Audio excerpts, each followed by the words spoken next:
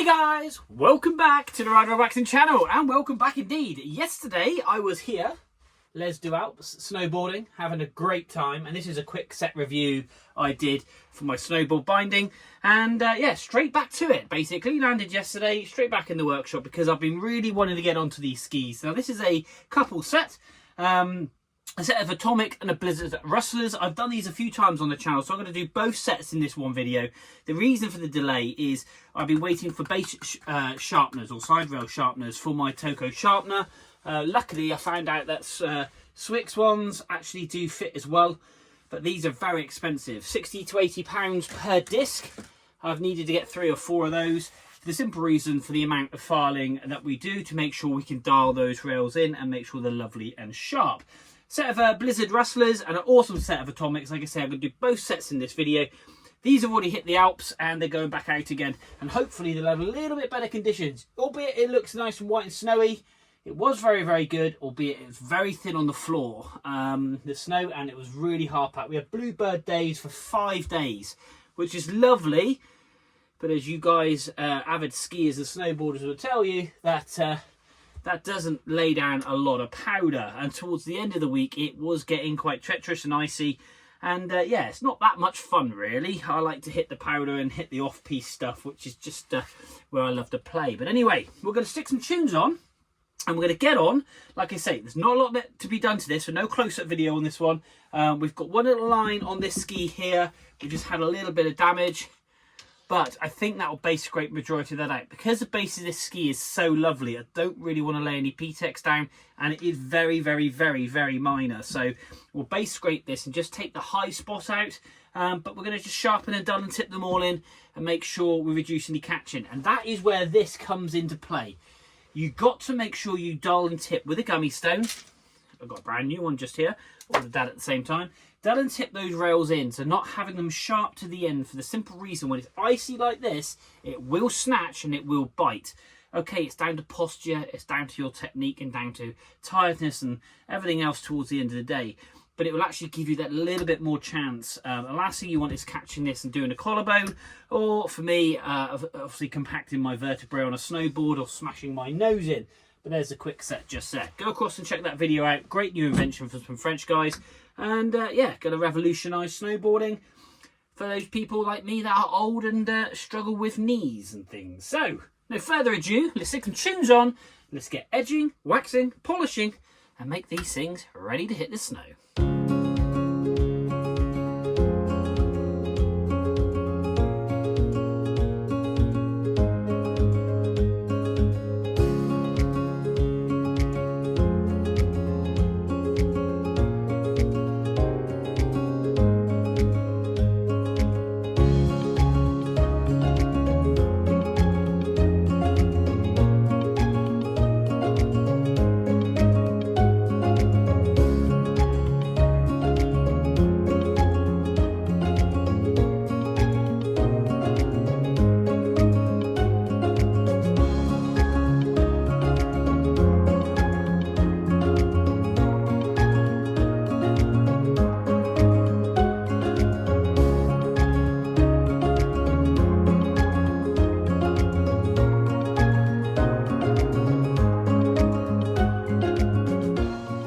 Okay guys, so let's take that off. That keeps all the dust out of my lungs.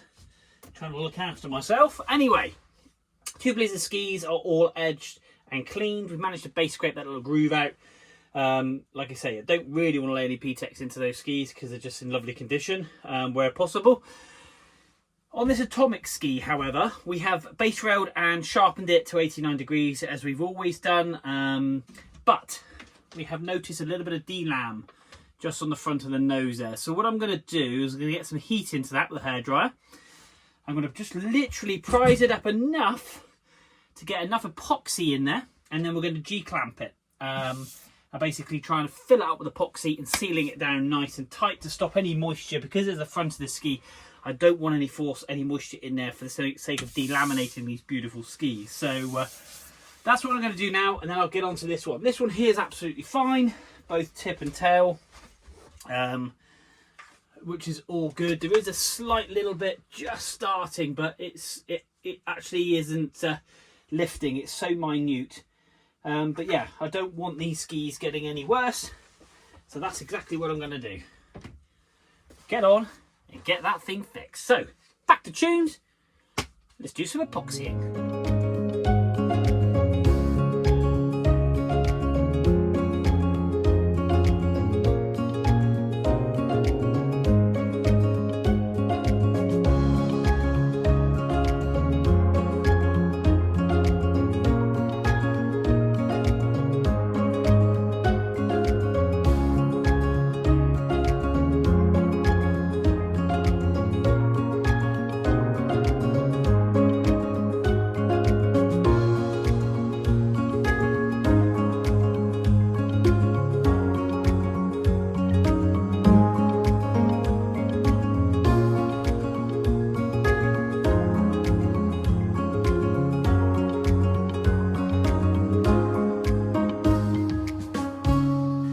Okay guys, so the Blizzards and the Atomics, the wax is all set and ready to come off. But before we do that, we have one more ski to wax. I must say, they are razor sharp. I am so pleased I've replaced the grinder disc in my Toco sharpener. It has really, and I've got a new technique. I was talking to the guy in Alpe d'Huez in one of the shops about the tooling side of things and talking about manual tooling opposed to they use all of the machines. And it's a case of running down the side bevel by hand and then popping over the Toco sharpener to give that final cut, which I really do think it makes quite a difference. Now, we're going to whip this bad boy off. We've done the epoxy on this one, and this has had that delamination at the top. So let's just get these undone a second. Let's have a quick look. First eyes and all that jazz. Old-fashioned G-clamp on that one. There we go. Right, non-stick paper. Oh, yes, that has come out lovely. We've got a lot of epoxy that's squeezed out of that, so we've got that now. I've got to obviously tidy it up, but we've got no discoloration. We had a line straight across there. We've got no discoloration. We've got to tidy up all this epoxy that's bled out, which is lovely. That means we've got a fantastic seal between the base material and that lip. I am really happy with that. That's filled up beautifully. So yeah, that just literally comes off. Oh, fantastic. So we'll get some tidying on this one, get some wax down, put that in the hot room, and then we're going to get on and get the wax off of these while that's curing. So oh yeah, that's really, really pleasing. That is lovely. Rescued another ski. Anyway, let's stick some tunes on and let's crack on and get these skis looking nippy.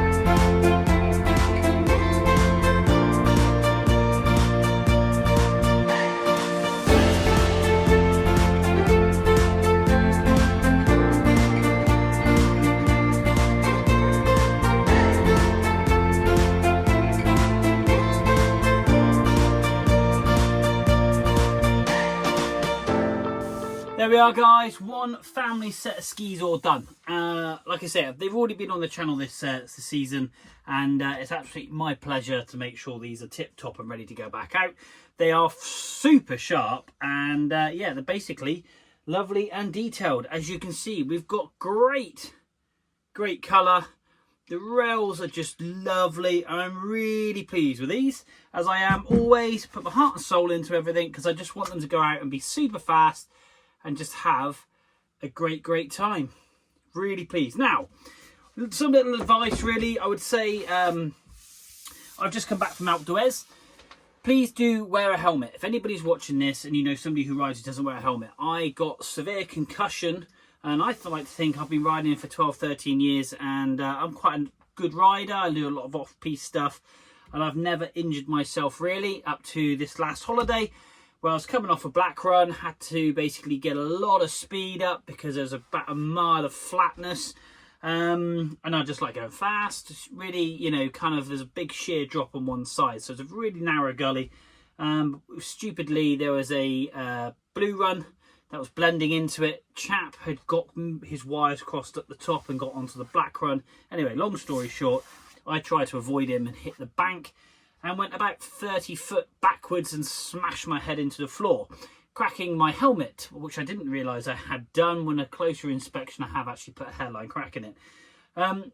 Can't recommend enough, guys. Please do wear your helmets. There's been so many incidents in the Alps for avalanches, plus there's a lady, bless her, that was going down a black, lost control, hit a young man, broke his leg, and through pure and utter shock, she actually has passed away, which is quite a sad and sobering thought, really. So just be careful out on the slopes.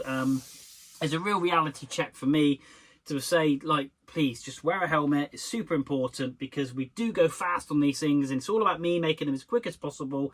Yes, it's down to the rider, but also other people coming up behind you that lose control. So you've got to have your wits about you, and you've got to have a bit of skill. So just please be careful. I love all my people that come into my channel, and I don't want anybody getting hurt as much as anybody that they know also getting hurt, because heartache is a horrible thing. Anyway, more on an upbeat note. Let's check to see if these things are ready to shreddy. Oh, look at this. It's just running straight off. Well, that's no good, is it? Well, it is good, but it's not very good for the camera. A little bit more water. Let's try and keep that on. That is how slip and slidey these bad boys are. Look at this. Straight down. Whoop! Look at that. And then straight down the ski. Oh! And we're going to drop it onto that ski. And look at that. Look at that literally just bead up into lots of little micro pores. And then we're just going to collect them all together. Have a tidy up. Pick them all up. And literally just drops off. Oh, just amazing.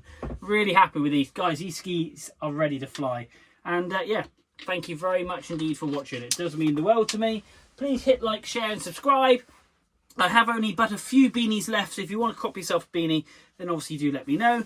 They're only £12. I've got a couple of blacks and a couple of greens. They've gone really well this season. And if you like that kind of thing, then let me know, and I'll try and think of something for next season. But guys, thanks for tuning in. But until next time, we will see you soon.